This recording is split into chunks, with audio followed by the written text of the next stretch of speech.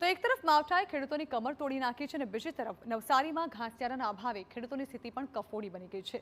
કમોસમી વરસાદના લીધે નવસારીના 6 તાલુકાના લગભગ 384 ગામોમાં પારાવાર નુકસાન થયું છે, જેમાં સૌથી વધુ નુકસાની ડાંગરના પાકને થઈ છે અને તેને લીધે જ પશુપાલકો પણ મુશ્કેલીમાં મુકાઈ ગયા છે। હકીકતમાં ડાંગરના પુરેટિયા પશુઓને ખવડાવવા માટે વપરાતા હોય છે, પરંતુ આ પુરેટિયા બગડી જવાથી પશુઓ તેને ખાતા નથી। નવસારીમાં લગભગ 75,000 લોકો પશુપાલનના વ્યવસાય સાથે સંકળાયેલા છે અને 3 લાખ જેટલા પશુઓ પાળવામાં આવી રહ્યા છે, પરંતુ હાલ ઘાસચારાના અભાવે પશુપાલકોની મુશ્કેલીઓ વધી છે। જો પલળેલા પુરેટિયા પશુઓ ખાઈ લે તો તે માંદા પડી જાય છે।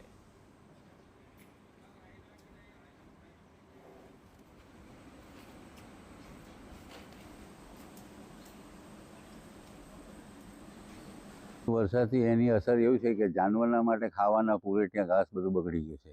એ ઘાસ એવું થઈ ગયું છે કે જાનવર ખાય નહીં, એના પર જાનવર નહીં ખાય એટલે દૂધની અસર બી આવી ગઈ છે। બીજી એક વસ્તુ છે કે ખેડૂતનો જે પાક હતો ને એ તો બધો સ્વાહ થઈ ગયો છે।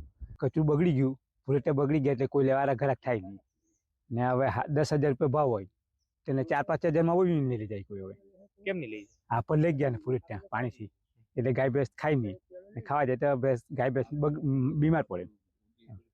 પુરેટિયામાં એમ જોઈએ અત્યારે કાઢીએ તો કેવું લાગે? એમ શું દેખાય છે? અંદર પાણીને પલેલા લાગે ને વધારે પલેલાય ને તો આપણને ગરમી બી લાગે, રાજે બી એમ। તો એક તરફ પશુઓને પોષણ કેવી રીતે આપવું તેની ચિંતા પશુપાલકોને સતાવી રહી છે અને બીજી તરફ ચારાની અછતને પગલે દૂધના ઉત્પાદનમાં ઘટાડાની પણ આશંકા સેવાઈ રહી છે।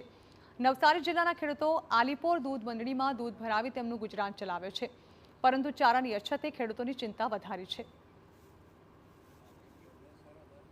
બધા જે સૂકો ઘાસચારો એ બધો જ ખરાબ થઈ ગયો। હવે કોઈ બી સભાસદને એક ગાય હોય તો પણ 1 વીઘાના પૂરેટા કે ઘાસડી જોઈએ। હવે આજે તે હોય જ નહીં ને જે થોડી ઘણી હશે, જેણે ડાંગર નહીં બનાવ્યું હશે પશુપાલકે, તેણે વેચાતું લેવાનું તો એને મળશે નહીં, મળશે તો બહુ ઊંચી કિંમતે મળશે। એટલે ઘાસચારાની બહુ મોટી તકલીફ આવતા 6 મહિના કે આવતું ચોમાસું સુધી રહેવાની। જો પશુપાલકો ને પશુઓના ઘાસચારો જો વાવવો હોય એમના ખેતરોમાં તો પશુપાલન ખાતા દ્વારા મફત બિયારણ કિટ્સ આપવામાં આવે છે। તો જે તે પશુપાલકો નજીકના પશુ દવાખાના ખાતે જઈને એ મફત બિયારણ કિટ્સનો લાભ લઈ શકે છે અને પોતાના ખેતરમાં મફત બિયારણ કિટ્સ વાવી શકે છે।